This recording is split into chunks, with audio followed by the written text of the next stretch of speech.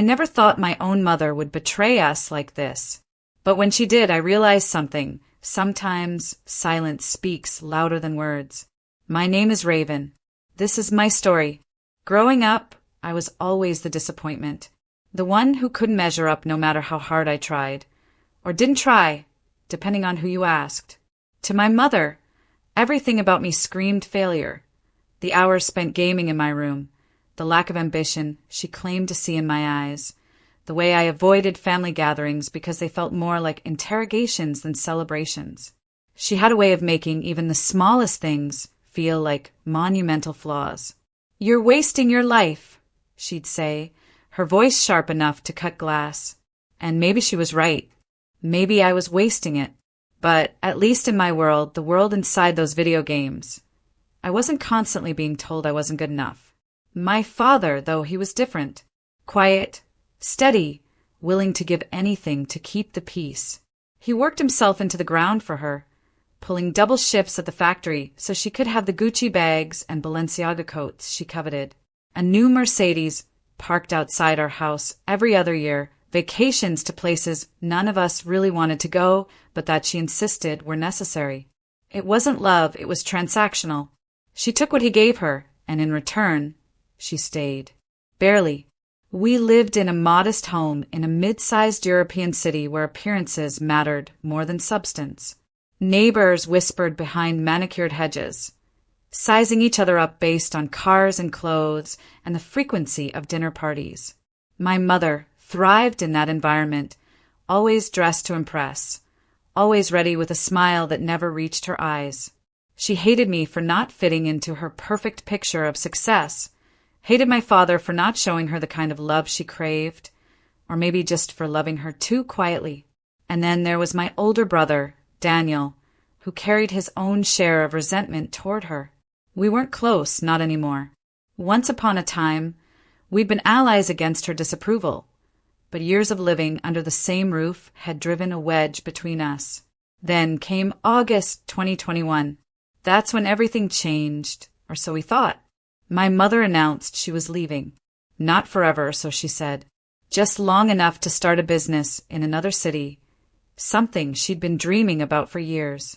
She left with 100,000 euros from their joint savings account, promising to make it big and come back better than ever. For me, it felt like a weight lifting off my shoulders. No more biting comments about my choices, no more cold silences during meals. Finally, I could breathe without feeling like I was suffocating under her expectations. But for my father, it was different. He didn't say much, just nodded along as she explained her plans, his face unreadable. Later, after she'd gone, I caught him staring out the window late at night, the glow of the streetlights casting shadows across his tired features. "Do you think she'll be okay?" he asked once, his voice heavy with doubt. I shrugged, unsure of what to say. Part of me hoped she'd find whatever happiness she was looking for. Another part wondered if she'd realized too late that she'd already thrown away the best thing she had, a man who loved her unconditionally, even when she refused to see it. At first, she called occasionally, sent texts here and there. Her messages were brief, detached, almost mechanical. "How are you?" she'd ask, but it never sounded like she cared about the answer. Then Christmas came and went, and the calls stopped altogether. By spring, we hardly heard from her at all. When Daniel visited her a few months later, he came back with questions instead of answers. There was someone else, he said, a man named John. Someone close to her, closer than he liked. At the time, I brushed it off. People move on, I told myself. It's not my problem. But deep down, I knew something wasn't right. The uneasy feeling gnawed at me, growing stronger with each unanswered text, each missed call. And now, sitting alone in my room with the faint hum of my computer in the background, I can't shake the thought that she didn't leave just to chase some dream. Something bigger is going on, and whatever it is, it's tearing apart the fragile threads holding our family together. The screen flickers as I open an email notification, one I've been dreading. It's from Sam, an employee at her business who agreed to talk to me off the record. His message is short but chilling. Your mom doesn't care about anyone but herself. And that guy, John? He's poison. Suddenly, the pieces start falling into place. But before I can process what it all means, my phone buzzes with an incoming call. It's her number flashing on the screen, and I don't know whether to pick up or let it ring until it stops. I let the phone ring until it stopped, staring at the screen like it might bite me if I touched it. Her name blinked once, twice, then disappeared into silence.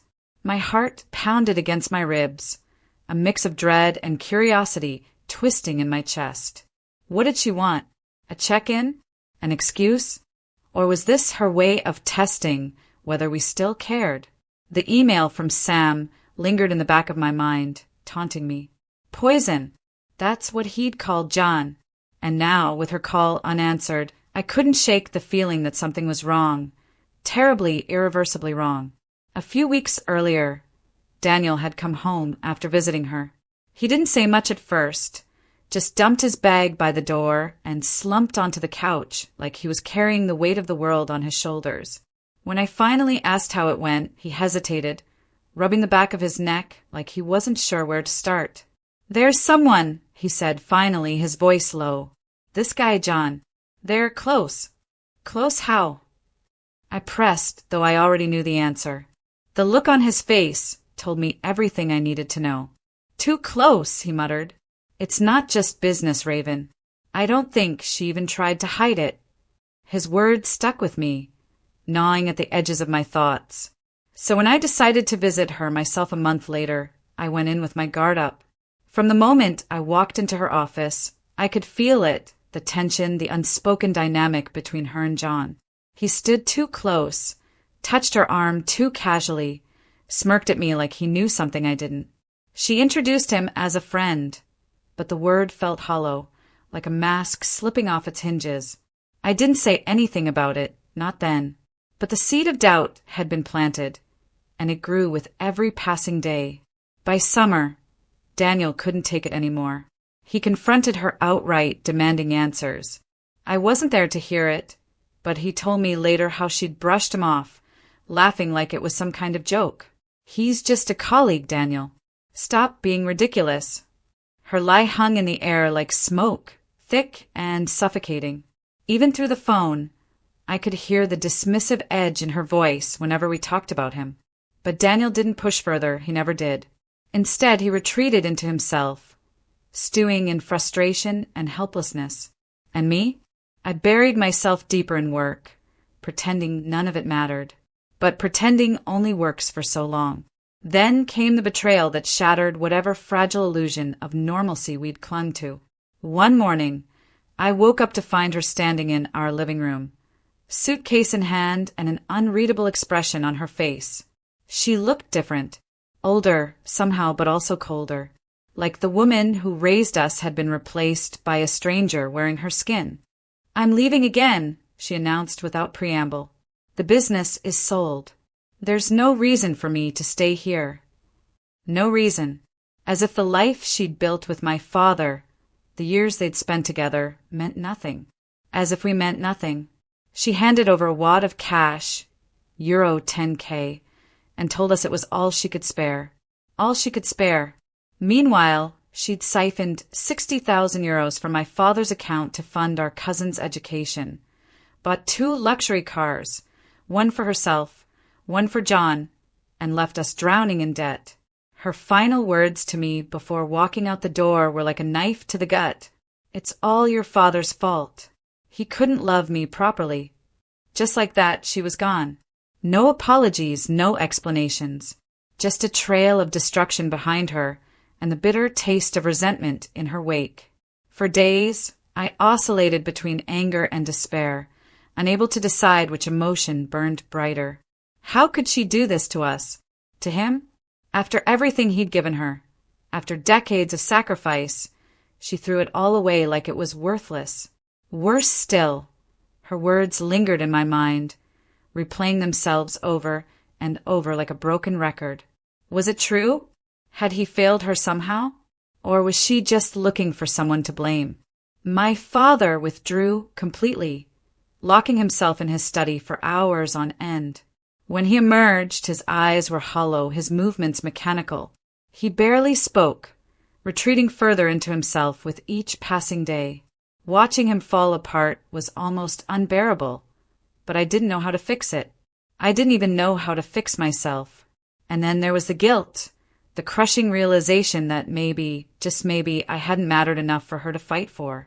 Maybe I really was as disposable as she always made me feel. That's when I decided to dig deeper. If she thought she could walk away scot-free, she was dead wrong. I started small, reaching out to Sam under the guise of curiosity about her business. At first, he was hesitant, wary of saying too much. But once I assured him I wasn't looking to cause trouble, he opened up. Piece by piece, the puzzle came together. Bank statements showing unauthorized withdrawals, texts between her and John planning their next move, emails detailing her reckless spending habits. Every new discovery fueled my determination to expose her lies. One evening, armed with a folder full of evidence, I sat down with Daniel and my father. Their faces shifted from shock to fury as I laid it all out. The embezzlement, the affair, the blatant disregard for the family she claimed to love. For the first time in months, I saw fire in my father's eyes, a spark of defiance that hadn't been there before. "We can't let her get away with this," Daniel said, his voice steady despite the storm brewing inside him. Together, we devised a plan, a multi-layered strategy designed to dismantle her carefully constructed facade.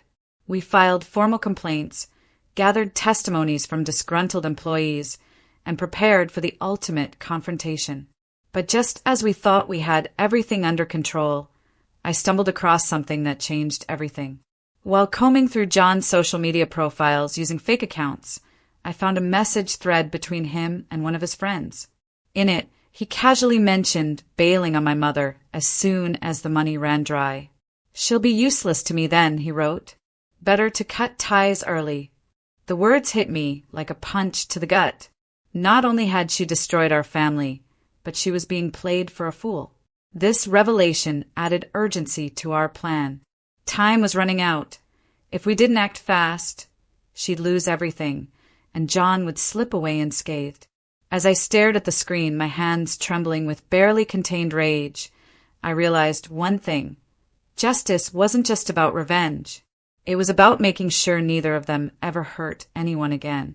But first, I needed answers. Answers only she could provide, and I knew exactly how to get them. I arranged the meeting under the pretense of reconciliation, knowing she'd never suspect what I had planned. She agreed almost too easily, as if she'd been waiting for this moment to justify her actions, or maybe just to gloat. Either way, it worked in my favor. The cafe was quiet, tucked away on a side street where no one would recognize us. She arrived 10 minutes late, dressed impeccably as always, her heels clicking against the tiled floor like punctuation marks. Her expression was calm but guarded, the kind of mask she wore when she wanted something from you. For a second, I almost felt sorry for her. Almost. "Raven," she said, sliding into the seat across from me. Her tone was soft, almost warm, like she was speaking to a child who needed comforting. "Thank you for meeting me. I've missed you." I forced a tight smile, swallowing the bitterness rising in my throat. "Yeah, well, figured we should talk." She nodded, folding her hands neatly on the table. "Your father told me you've been upset. I understand why. You're protective of him. But sometimes people grow apart. It's not his fault or yours. Things change." Her words hung in the air, hollow and rehearsed. I clenched my fists beneath the table, steadying myself. This wasn't about guilt trips or excuses. It was about truth, and I was ready to rip off the bandage. "You're right," I said evenly, leaning forward slightly. "Things do change. Like how you left us with 10,000 euro while funneling 60,000 euros to our cousin's education without permission. Or how you sold your business for 150,000 euros and used Dad's savings to buy 2 cars, one for yourself, one for John." Her composure faltered for a split second, her eyes widening before she masked it with a dismissive laugh. "Where are you getting these ridiculous accusations?" You don't know anything about my finances, Raven. Oh, I think I do. I slid a folder across the table, watching her face carefully as she opened it. Inside were screenshots of bank statements, text messages between her and John, emails detailing her reckless spending habits. Every piece of evidence we'd gathered over weeks stared back at her, undeniable and damning. Her hand trembled as she flipped through the pages, her lips parting in silent shock. How did you get this? That's not important, I said coldly. What's important is that you lied to us. To him. To everyone. And now you're going to pay for it. Before she could respond, her phone buzzed loudly on the table. She glanced at the screen, hesitating for a fraction of a second before answering. John, she said softly, putting the call on speaker without thinking. Hey, babe, his voice came through, smooth and smug. Listen, I need another transfer. Things are tight right now and… I hit the speaker button before she could stop me, letting his words fill the silence between us. Her face drained of color as he continued, oblivious to the trap closing around him. You know, once the money runs out, you won't really be useful anymore. Might as well make the most of it while you can.